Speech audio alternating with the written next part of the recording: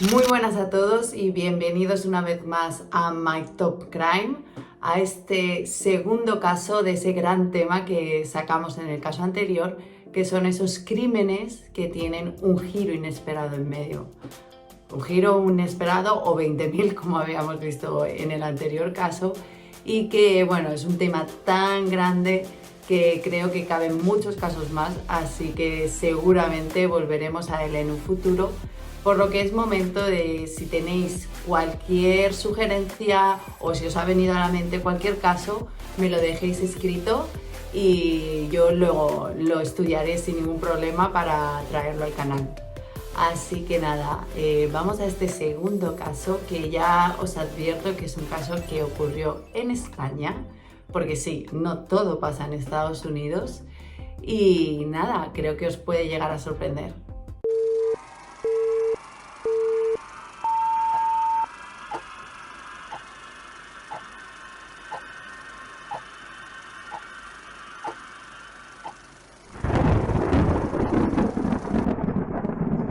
Como decíamos, este caso ocurrió en España, concretamente en Lleida, provincia de Cataluña, y va un poco en la línea del tópico de si era muy bueno, siempre sonreía. Yo creo que muchos sabéis de lo que hablo. Y resulta que el 23 de noviembre de 2004, en una familia normal, la madre recibe una llamada de su hija que está saliendo de la universidad y que se dirige hacia la casa, pero que va a parar para comprar un bocadillo. Esta joven de 21 años se llamaba María Isabel Bascuñana y estaba estudiando en ese momento Derecho en el campus de la Universidad de Lleida, que se conoce como el Campus Capón. Perdón por mi catalán. Y resulta que bueno, este campus está al lado de una zona donde hay varios comercios, conocida como la Illa del Oci. Otra vez más, perdón por mi catalán. Llevo tiempo viviendo en Cataluña, pero todavía tenemos un problema. Resulta que normalmente Isabel aparca su coche en el parking de esta zona de ocio, y en este caso se entendía que iría a comprar el bocadillo en alguno de estos bares y luego volvería a casa. ¿Qué pasa? Que resulta que pasa el tiempo y Isabel no vuelve a casa. Los padres están preocupados, pero deciden irse a dormir pensando que se habría quedado a dormir en casa de una amiga. A la mañana siguiente se levantan, llaman a esta amiga, pero no hay rastro de Isabel. Entonces empiezan un poco todos a ponerse nerviosos y deciden buscarla por su cuenta. Buscando tanto en la zona de la universidad como en zonas que la propia amiga sabía que podría llegar a haber ido, no encuentran nada. Así que es momento de ir a la comisaría, a los Mossos d'Esquadra y poner una denuncia. Esto no impediría a la familia seguir buscando y resulta que finalmente son ellos los que encuentran el coche de Isabel aparcado en una zona un poco alejada de la universidad, pero que está como a unos 10 minutos en coche. Es un barrio residencial y el coche parece cerrado y aparcado allí. Así que finalmente son los policías los que acceden al vehículo, y hay una cosa que es un poco llamativa y que le sorprende a una de estos Mossos, y es que el bolso de Isabel está tal cual en el asiento de copiloto, cosa que es un poco extraña, ya que al final yo no me iría de mi coche sin mi bolso, ni toda la documentación, básicamente. Pero bueno, resulta que finalmente consiguen a través de un familiar la llave del vehículo y abriendo el maletero sería cuando descubrirían el cuerpo de Isabel cubierto por unas bolsas de basura. Isabel había sido brutalmente y también estrangulada, cosa que al final es bastante llamativa, porque para estrangular a una persona hasta básicamente acabar con ella, resulta que eso ya delata un poco la personalidad y características de este asesino. Muchos criminólogos dicen que es como una de las peores formas de matar, en el sentido de la distancia que toma este asesino con su víctima. O sea, es muy frío y muy cruel, así que ya generaba un cierto perfil de asesino. Al principio los policías se centran tanto en el entorno de Isabel como en intentar descubrir los pasos que ha ido siguiendo aquella noche, porque lo que sí se tiene claro es que todo esto ha sucedido entre un rango de horas que va desde que Isabel hace la llamada hasta básicamente 2 horas más tarde. Revisando un poco el entorno íntimo de Isabel, descubren que tiene una pareja, que es un joven que está estudiando para ser Mosso d'Esquadra, pero que finalmente podrá ser descartado porque en ese momento no se encontraba en la zona donde sucedió todo. Pero esta persona les abrirá el camino o les dará una pista sobre un hecho que estaba ocurriendo, y es que Isabel se estaba quejando de que estaba recibiendo ciertas llamadas en las que luego nadie decía nada, o sea, solo se escuchaba una voz, un respiro, algo que estaba pasando detrás, bastante creepy. Resulta que también, y un poco siguiendo esta pista, se centran en un compañero de Isabel que la gente decía que tenía como cierta obsesión con Isabel, pero que finalmente se demostrará que esta persona no estaba bien, no se encontraba bien, y es que incluso llegará a acabar con su propia vida. Entonces, descartadas estas dos personas y sin mucha pista más, la policía se encuentra un poco perdida, pero sigue indagando en los acontecimientos que tuvieron lugar ese día. O sea, cómo fue desde que Isabel salió, qué pasó entre medias. Van a los sitios donde pudo ser que Isabel comprase el bocadillo y finalmente encuentran el lugar, acortando un poquito más este rango de tiempo. Y algo que llamaba un poco la atención es que, claro, Isabel compró el bocadillo y se supone que luego debió ir a recoger el coche. Pero el vigilante del parking donde Isabel tenía el coche dijo que él no vio a Isabel. También decía que podía ser que Isabel hubiese de todas maneras haber cogido el coche, que es que, recordemos, luego se encuentra en otra zona, en un rango de tiempo que él estaba ayudando a la gente del cine que había en esta zona de ocio, los cines Lauren, a limpiar, porque normalmente acordaban que si él ayudaba a limpiar y todo lo hacían más rápido, al final todos acabarían antes su jornada. Entonces puede ser que en este rango de tiempo Isabel cogiese el coche. Pero es en el coche donde empiezan a encontrar pistas y cosas que les llaman un poco la atención.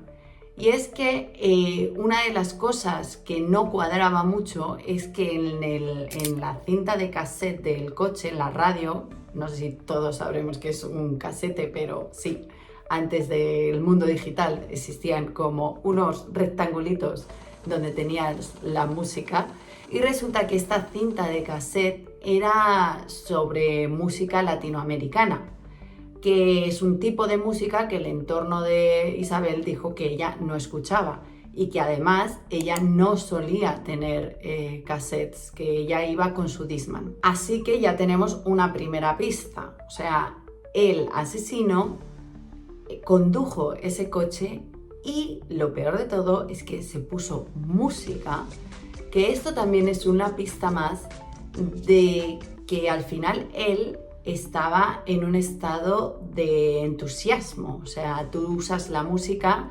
para celebrar básicamente algo. Entonces, esta persona, cuando estuvo moviendo el coche, que ya la autopsia determinó que Isabel estaba muerta cuando el coche fue trasladado, en ese momento aprovechó para poner su música, distraerse, relajarse. Pero es que además, cuando la policía, al saber que Isabel estaba recibiendo llamadas, hace un registro de las últimas llamadas producidas antes y después de la muerte de Isabel, se da cuenta de que justo después de ese rango de horas en el que consideran que Isabel había fallecido, hay una llamada a un canal de sexo por teléfono, que una vez más consideran que ha sido el asesino.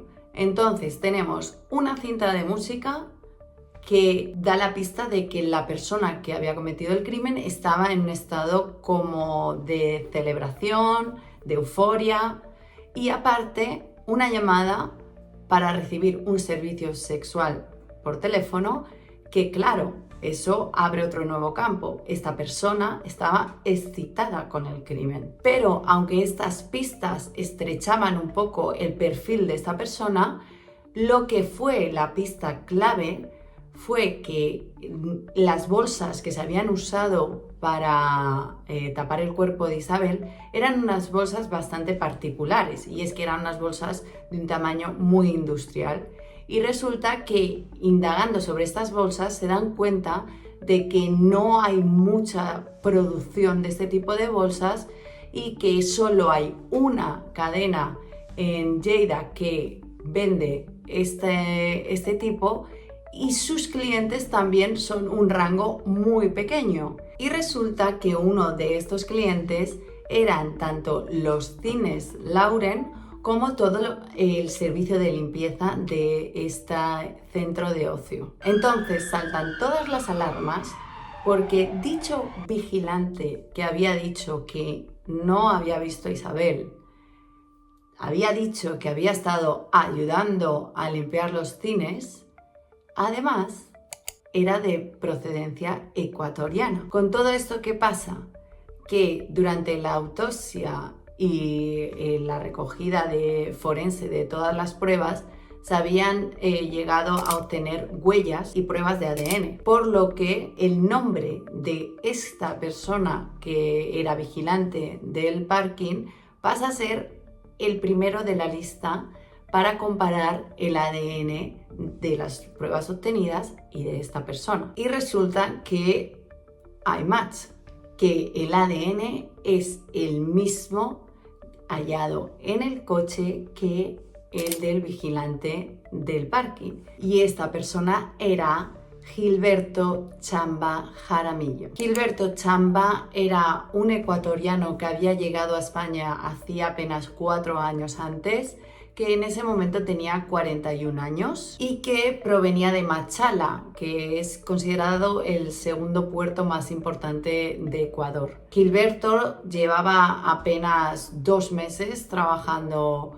como vigilante del parking, y desde que llegó a España había estado en trabajos un poco rotativos, entre los que también se encontraban trabajos de mecánico, y esto también hizo que él se ofreciese a varias chicas que aparcaban en este parking a pedirles su número de teléfono, tanto por si pasaba algo con los coches como por si necesitaban alguna ayuda más técnica. Y estas chicas ya se habían quejado varias veces porque decían que esta persona estaba usando esos teléfonos y llamándoles con una actitud un poco extraña. Bastante asco me da, pero bueno.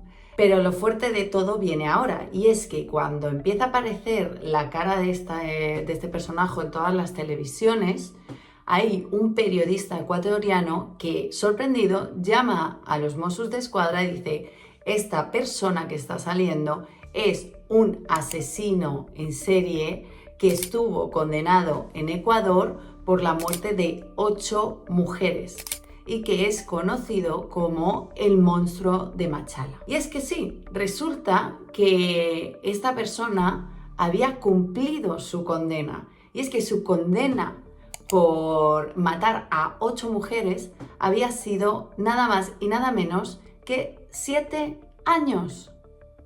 7 años y estuvo fuera. Realmente la condena eran 16, pero en ese momento se aprovechó de una ley que había en Ecuador en el que podías reducir tu condena, ya que las cárceles estaban saturadas. Él supuestamente era un condenado ejemplar, no sé ni cómo decirlo, y resulta que acabó saliendo en la mitad de tiempo. Pero lo peor no era solo esto, es que en ese momento tenías potestad legal para poder limpiar tu expediente. Y eso fue lo que hizo. Él limpió su expediente. Entonces, cuando la policía española ya llama a Ecuador y dice, oye, ¿qué pasa con esta persona? Resulta que no había nada. Que cuando ponían el nombre en su base de datos, no salía como que hubiese tenido ningún crimen a su cargo, básicamente. Así que nada, simplemente es verdad que a través del ADN consiguieron registrarlo con el ADN que tenían guardados del asesino llamado el monstruo de Machala, y así fue como encontraron que eran la misma persona, pero no por el registro policial. Y es que algo que a mí me deja bastante loca es que esta persona había llegado a España en el 2000. Esto ocurrió en el 2004. O sea, en apenas 4 años de libertad estaba empezando a cometer los mismos actos. Y claro, aquí es donde viene para mí algo como que se debería plantear a nivel de sociedad.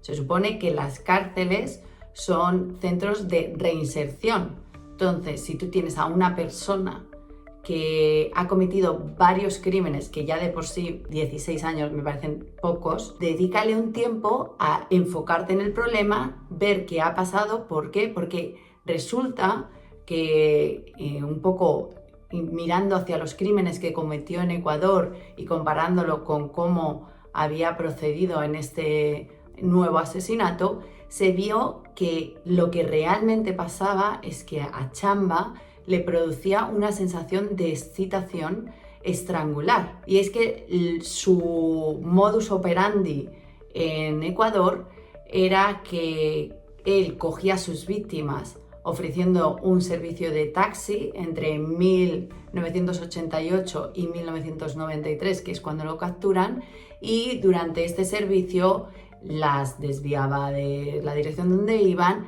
las estrangulaba y las vio con un palo que había ordenado hacer a medida, porque él no conseguía excitarse, y no era hasta después de haber cometido el crimen cuando llegaba a excitarse. Y en este caso lo que ocurrió es que una de sus víctimas logró librarse de él y fue la que lo confesó todo a la policía y finalmente lo capturaron. Pero lo grave de todo es que la actitud de esta persona era tan pasiva, tan calmada, que ni siquiera los policías en ese momento creían que este podía ser ese asesino tan buscado en ese momento en Ecuador.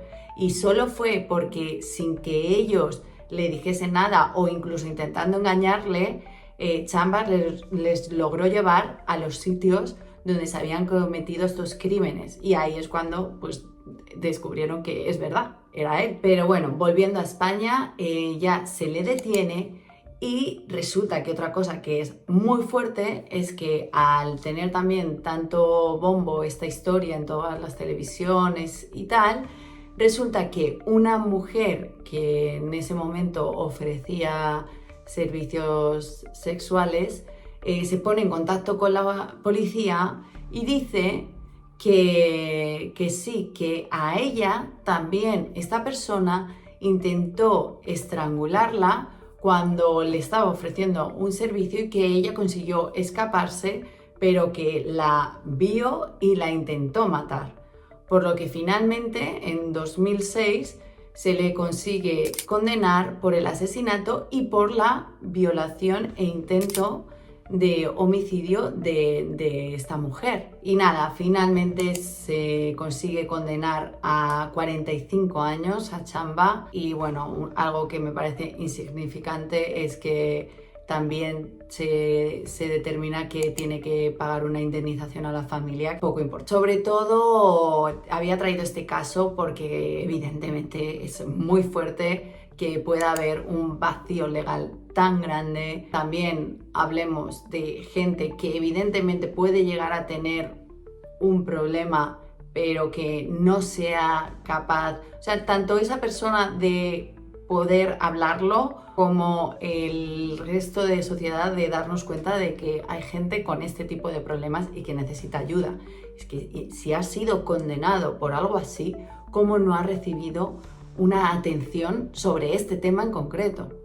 Y es que lo peor es que probablemente acabe completando toda su condena en España y volviendo a ser libre. Así que nada, este ha sido el caso que quería traer como caso español.